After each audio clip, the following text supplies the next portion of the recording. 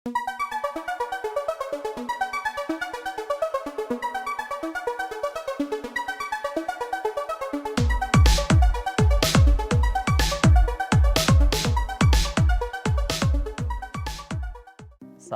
ман Маҳмад Хоҷазода Искандар, донишҷӯи курси севюми Донишгоҳи давлатии молия ва иқтисоди Тоҷикистон, факултети муносибатҳои иқтисоди байналмилалӣ, иқтисоди ҷаҳон ва ҳамчунин варзишгар дар самти куштини ҷудо ва куштини миллию куштини кураш дар сатҳи байналмилалӣ ҳастам. Ман аз хурдӣ ба варзиш шавқу рағбати зиёд доштам ва ҳамин буд, ки амакам Ҷамшед маро ба толори варзишӣ бурд ва машқҳои худро аз синни 10 солагӣ шурӯъ кардам то ин ҷониб ва оҳиста оҳиста машқ карда ба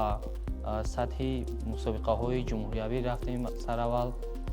ва пасон ба мусобиқаҳои байналмилалӣ сафарбар шудем. Бори аввал ман вақте ки ба мусобиқа баромадам, дар дил камтар эҳсосот буд, чунки бори аввал ин мусобиқа бори аввал буд ва бо ҳамроҳи устодам ки тамрин мекардем, таҳти супоришҳои устод ман тавонистам дар аввалин мусобиқаи худ, ки дар мусобиқаи ноҳиявӣ буд, дар айёми кӯдакӣ сазовори ҷойи аввал гаштам. Аз хурдӣ ман дар мусобиқаҳои ҷумҳуриявӣ иштирок мекардам ва сазовори ҷойҳои намоён мегаштам, аммо соли 2025 барои ман бисёр як соли хотирмон буд, зеро дар ин сол ман ба натиҷаҳое ки мехостам расидаам ва аз моҳи январ шурӯъ карда мо бо ҳамроҳи устоданам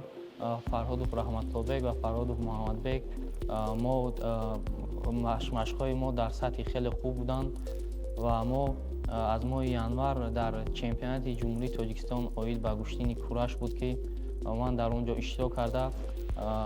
ман бояд дар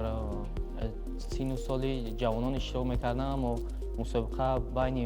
калонсолон баргузор мегардид. Ман ба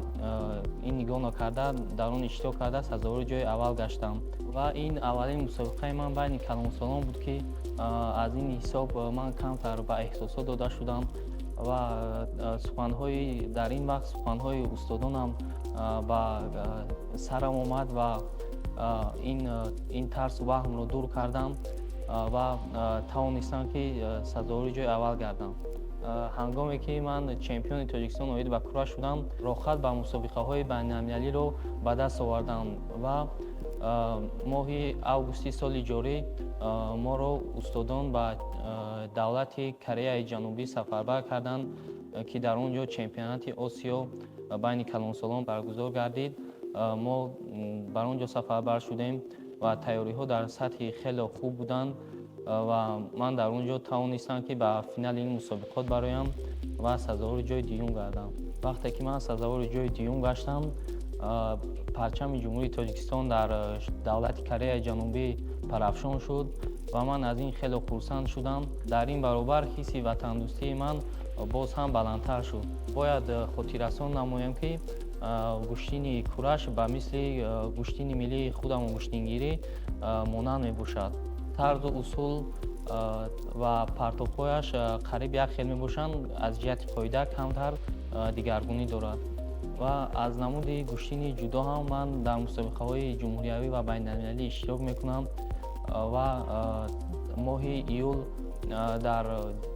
давлати Қазоқистон мо сафарбар шудем, ки дар он ҷо мусобиқаи байналмилалии ҷоми Осиё баргузор гардид ва ман дар он ҷо низ тавонистам бар зидди рақибони худ ғолиб бароям ва ба финали ин мусобиқот баромадам. Вале мутаассифона ман натавонистам сазовори ҷои аввал гардам ва парчами мо низ дар давлати Қазоқистон ҳам парафшон шуд. Ман аз ин роҳ афтода нашудам ва дар назди худ мақсад гузоштам, ки дар мусобиқаҳои оянда сазовори ҷои аввал гардам. Ва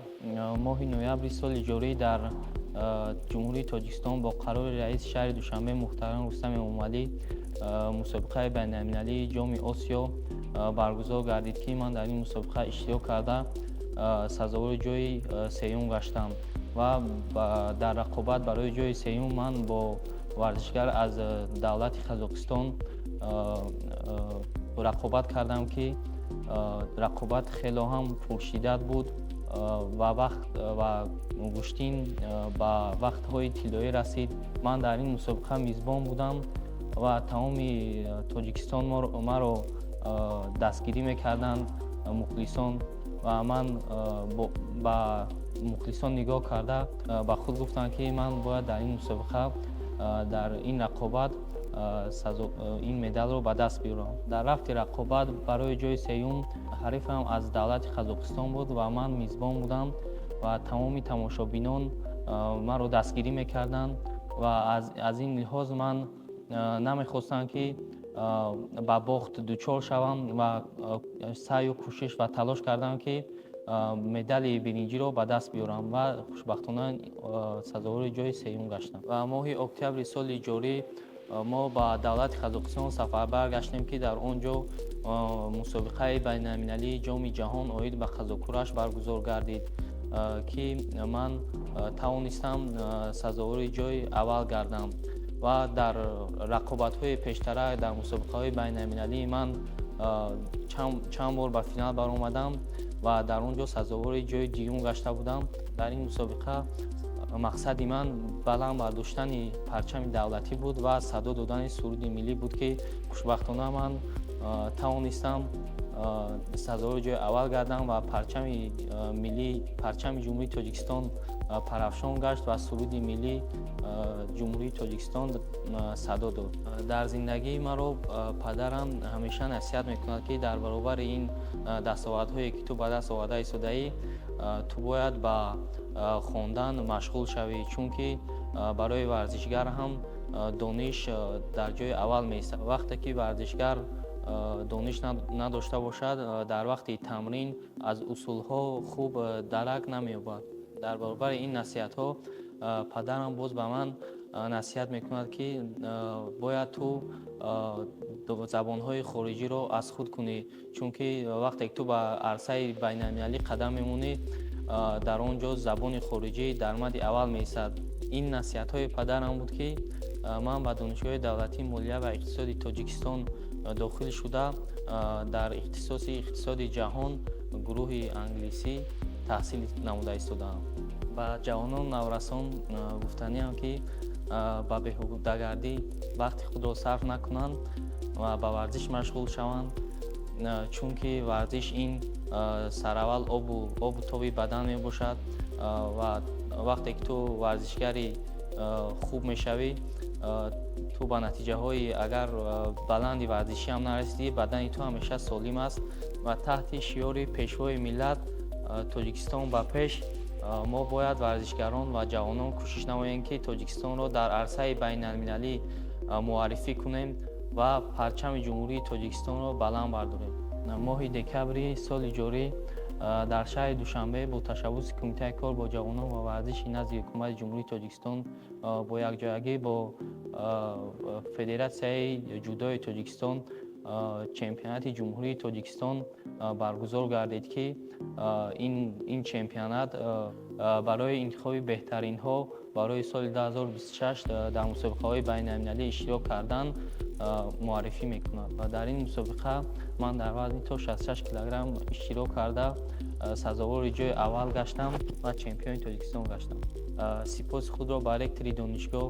муҳтарам Саттордода Бобоҷон мерасонам, ки моро ҳамеша дастгирӣ мекунанд ва мо озодона метавонем дар мусобиқаҳои ҷумҳуриявӣ ва байналмилалӣ иштирок кунем.